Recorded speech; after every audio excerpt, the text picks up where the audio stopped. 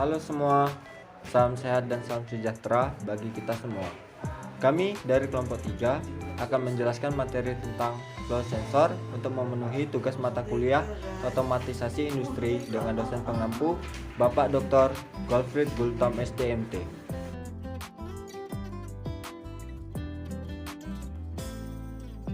Pada video kali ini, kami akan membahas vortex flow meter, turbine flow meter, mechanical flow meter, dan ultrasonic flow meter.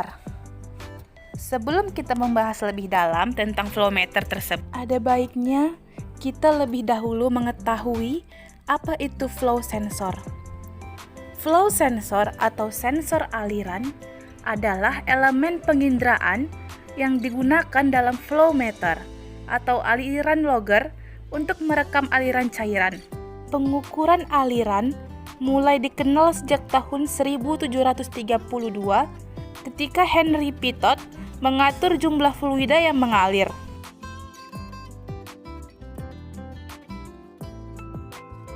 Pengukuran aliran mekanis memiliki beberapa bagian internal yang bergerak mungkin tidak sesuai dengan aplikasi khusus, seperti aliran air kotor yang membawa partikel besar, dapat menyebabkan kerusakan atau menghalangi bagian internal.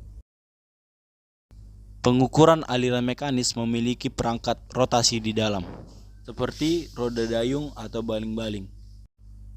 Cairan yang mengalir melalui pipa menyebabkan rotasi dayung internal yang menciptakan laju aliran yang sebanding dengan kecepatan rotasi dayung internal. Pengukuran aliran mekanis lebih mudah dipahami oleh orang awam. Mengayuh sepeda perlahan menggerakkan Anda perlahan, sementara mengayuh dengan cepat akan menggerakkan Anda jauh lebih cepat. Korelasi langsung antara seberapa cepat pedal berputar dan seberapa cepat Anda menuruni jalan. Tidak perlu formula, cukup mengayuh lebih cepat, bergerak lebih cepat. Prinsip yang sama seperti dayung internal, semakin cepat berputar, semakin cepat aliran melalui pipa yang pada gilirannya mengirimkan sinyal lulus ke PLC Anda. Itu adalah versi yang disederhanakan, tetapi ada faktor lain yang ditangani oleh pabrikan untuk Anda.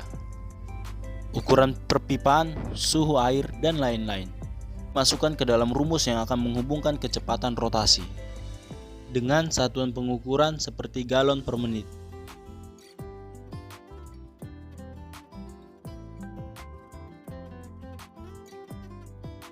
Selanjutnya, turbine flow meter. Turbine flow meter memiliki komponen, diantaranya mechanical komponen dan electrical komponen. Kemudian, bagaimana cara turbine flow meter bekerja? Turbine flow meter atau pengukur aliran turbin. Turbine flow meter dimasukkan ke dalam pipa langsung di jalur aliran. Turbine flow meter terdiri dari bagian mekanis yang memiliki rotor turbin. Rotor turbin ditempatkan di jalur aliran yang mengalir. Satu-satunya yang bergerak dari turbin meter adalah rotor mekanis. Kecepatan rotasi rotor bergantung pada kecepatan aliran fluida. Bilah pada rotor biasanya terbuat dari stainless steel. Kemudian, saat rotor berputar, lintasan setiap bilah rotor yang melewati titik pickup akan menghasilkan pulsa listrik. Pulsa listrik dibuat dengan cara yang berbeda tergantung pada bilah rotor itu sendiri dan karakteristik unit pickup. Di sebagian pengukur aliran turbin, dipasangkan magnet ke bilah rotor. Kemudian, sensor pickup magnetik digunakan untuk membuat pulsa. Semakin tinggi laju aliran, maka semakin cepat putaran rotor dan semakin besar jumlah pulsa yang dihasilkan. Lalu, bentuk dan tingkat tegangan pulsa yang dihasilkan bergantung pada jenis pickup atau sensor yang digunakan. Perangkat penginderaan sensor pickup listrik dibagi ke dalam dua jenis, yaitu 2 kawat dan 3 kawat.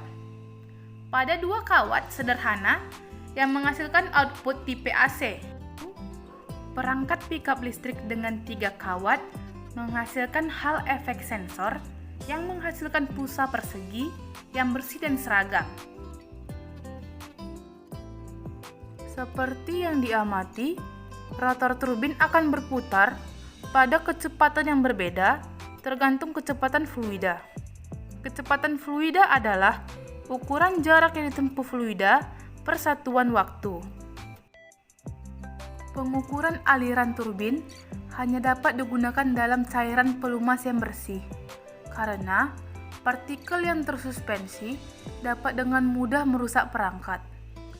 Pada rotor turbin harus diposisikan tepat di tengah aliran, dan aliran laminar merupakan aliran yang sering membutuhkan pelurusan baling-baling.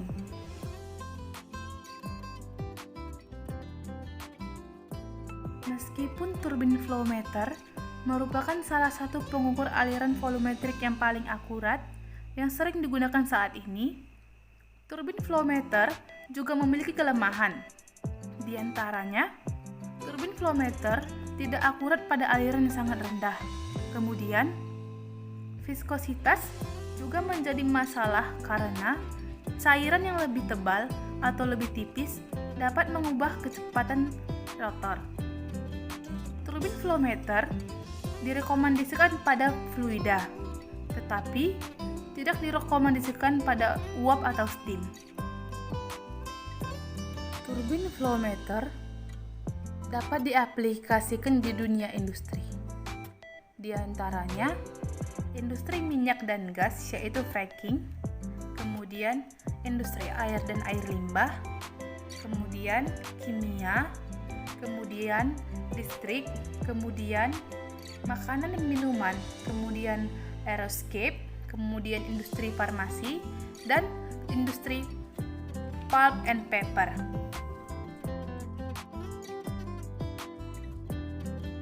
Ultrasonic flow sensor. Perusahaan Keramtek telah mengembangkan rangkaian sensor ultrasonic kelas dunia untuk pengukuran aliran dalam aplikasi dosmetik dan industri. Flowmeter ini menggunakan ajas Doppler, dua pasang ultrasonic transducer dipasang pada posisi diagonal dari pipa. Keduanya dipasang di bagian tepi dari pipa untuk menghindari kerusakan sensor dan transmitter. Permukaan sensor dihalangi oleh membran.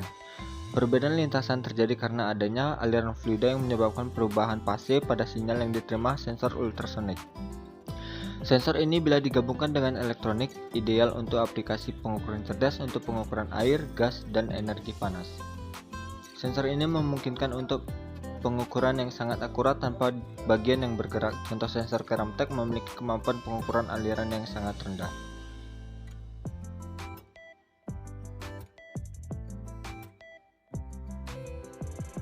Selanjutnya, flow meter yang digunakan pada orifice plate.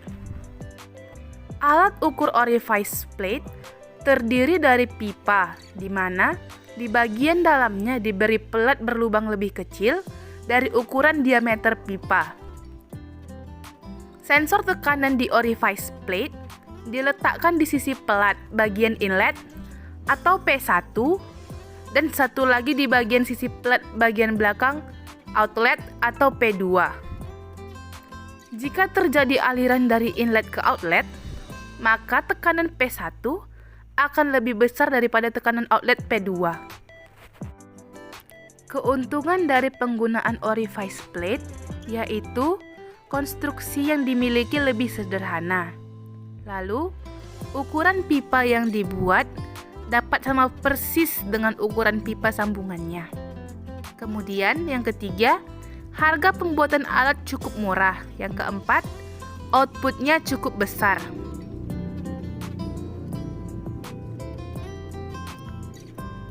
Orifice plate juga memiliki kerugian. Di antaranya, yang pertama, jika terdapat bagian padat di aliran fluida, maka padatan tersebut akan terkumpul pada bagian pelat di sisi inlet. Yang kedua, jangkauan pengukuran sangat rendah. Kemudian yang ketiga, dapat dimungkinkan terjadinya aliran turbulen sehingga menyebabkan kesalahan pengukuran jadi besar karena tidak mengikuti prinsip aliran laminer. Dan yang terakhir, tidak memungkinkan bila digunakan untuk aliran fluida yang bertekanan rendah.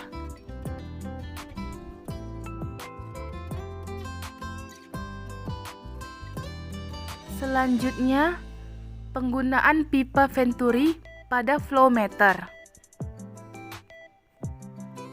Pada pipa Venturi, pemercepatan aliran fluida dilakukan dengan cara membentuk corong sehingga aliran masih dapat dijaga agar tetap laminar. Sensor tekanan pertama atau P1 diletakkan pada sudut tekanan pertama dan sensor tekanan kedua diletakkan pada bagian yang paling menjorok ke tengah pipa. Pipa Venturi biasanya dipergunakan untuk mengukur aliran cairan. Keuntungan dari penggunaan pipa Venturi: 1. Partikel padatan masih dapat melewati alat ukur pipa Venturi. Yang kedua, kapasitas aliran cukup besar. Yang ketiga, pengukuran tekanan lebih baik dibandingkan orifice plate. Yang keempat, tahan terhadap gesekan fluida. Selain keuntungan pipa Venturi juga memiliki beberapa kerugian. Di antaranya, 1. Ukuran pipa menjadi lebih besar. Yang kedua, lebih mahal daripada orifice plate. Yang ketiga, beda tekanan yang dihasilkan menjadi lebih kecil daripada orifice plate.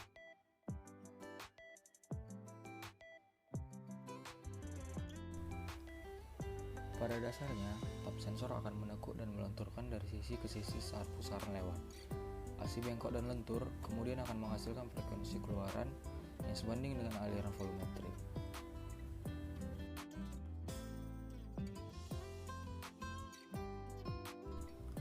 Mari kita ambil magnetic flow meter atau magmeter. Cairan yang diukur harus berbasis air atau konduktif. Hal ini membuat magmeter menjadi pilihan yang tepat untuk air limbah atau air proses yang dianggap kotor. Magmeter adalah meter volumetri yang tidak memiliki bagian yang bergerak. Ini sangat ideal untuk area di mana Anda tidak ingin terkena cairan terukur saat mengerjakan meteran. Cara kerja magmeter didasarkan pada rumus yang disebut rumus Faraday. Pertama, sekali lagi, cairan harus konduktif. Tegangan yang diukur yang bergantung pada kecepatan rata-rata cairan dikalikan kekuatan medan magnet dikalikan panjang konduktor. Ini adalah jarak antara elektroda.